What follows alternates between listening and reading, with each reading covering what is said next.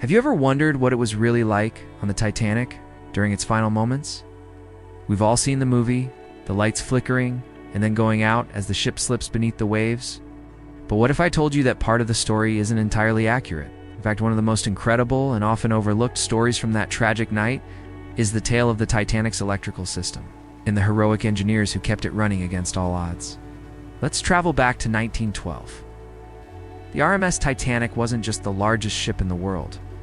It was a floating palace of modern technology. At the heart of this technological marvel was its powerhouse, a massive electrical plant that was more powerful than many city power stations at the time. This wasn't just for show.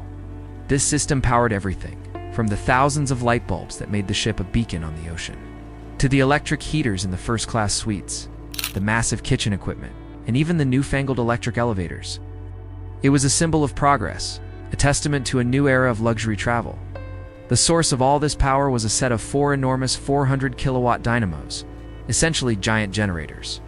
To give you some perspective, each one weighed over 40 tons, the size of a small locomotive. These were steam-powered giants housed deep within the ship's hull in their own watertight compartment. Their job was to convert the immense steam power from the ship's boilers into electricity, distributing it through a complex network of over 200 miles of wiring. The chief electrician and his team of 25 engineers and assistants were the unsung heroes responsible for this entire operation. They worked in hot, noisy conditions, surrounded by the constant hum and vibration of machinery, ensuring every light stayed on and every piece of equipment ran smoothly.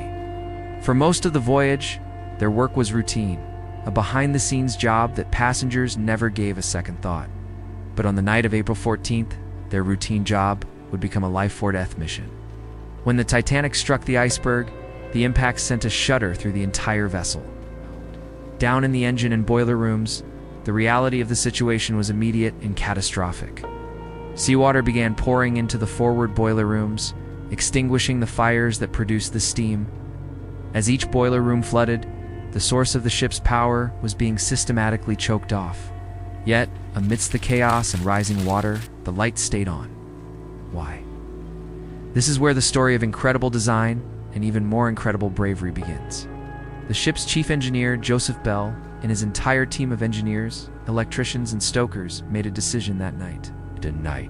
Instead of rushing to the lifeboats to save themselves, they stayed at their posts, deep in the belly of the dying ship. Their primary mission shifted from running a luxury liner to a desperate race against time.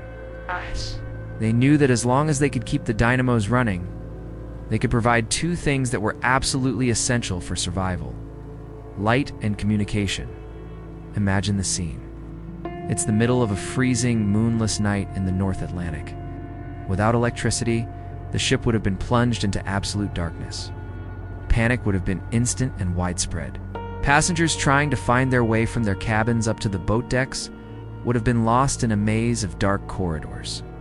The crew, trying to organize the evacuation and lower the lifeboats, would have been working blind. The lights provided a sense of order in the chaos, a beacon of hope, and a practical necessity that undoubtedly saved lives by allowing the evacuation, flawed as it was, to proceed. The engineers understood this, so they fought to keep those lights on. As the forward boiler rooms flooded, the engineers worked to manage the steam pressure and redirect power.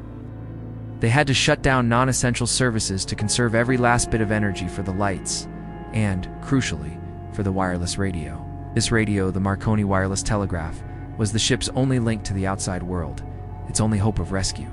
But it needed electricity to function.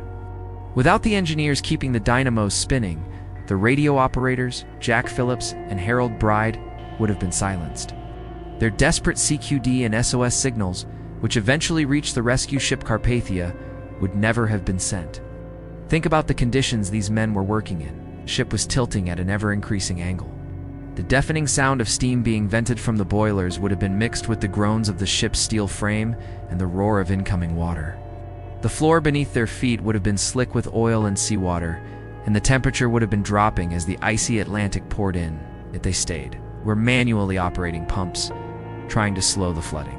Were tending to the dynamos, coaxing every last volt of power out of them.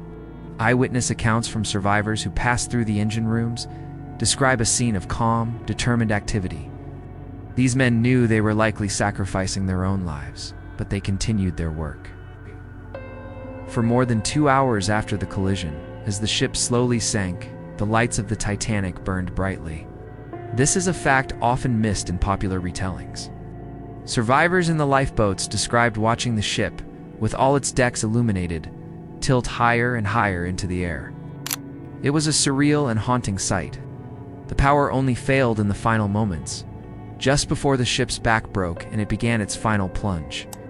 Some accounts suggest the lights flickered once or twice and then went out for good as the dynamos were finally submerged or the ship's structure failed, severing the electrical lines.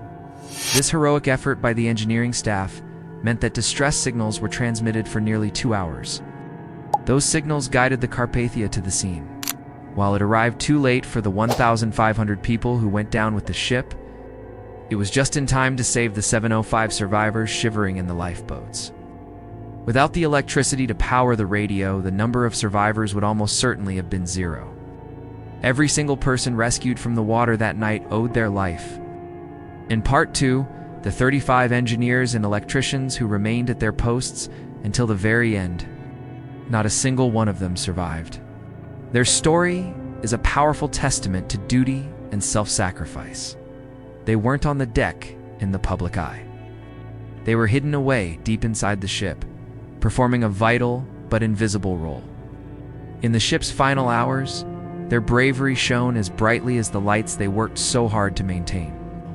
So the next time you think of the Titanic, remember the incredible electrical system that was ahead of its time. And more importantly, remember the engineers who in the darkest of moments chose to keep the lights on for everyone else. Their legacy is not just one of tragedy, but of extraordinary courage. Thanks for watching, and if you found this story as moving as I did, please consider subscribing for more deep dives into history.